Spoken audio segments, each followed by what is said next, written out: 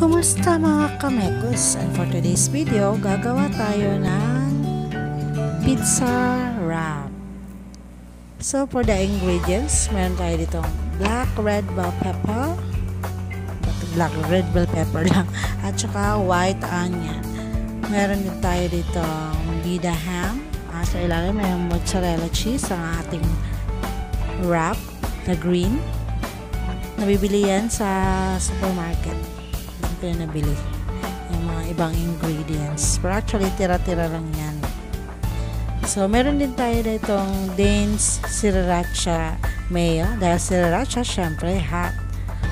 At ang ating wrap, so ayan, spread ko lang ang ating sriracha mayo sa ating thin crust talaga yan kasi manipis lang siya.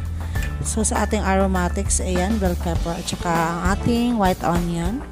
So ayan, nilagay ko na ang ating ham.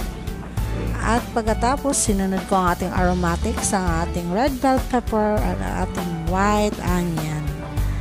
So ayan, na ready na siya. Pati mozzarella cheese, binudbud ko na. Pwede nyo naman yung ilagay dyan kahit anong mayroon kayo dyan sa bahay. Basta lang nakakain. So ayan, na-ready na natin siya. Papunta sa ating naka-preheat na air fryer oven. Sa ating munting air fryer oven na nabudol tayo. So ayan, mainit na yan siya kasi na-preheat na lang. Actually, tansya-tansya lang yan kung gaano kainit. Basta mainit na talaga yan siya. Ayan, o diba? Parang pinakiramdaman ko pa siya. Hindi ko pa na-close agad.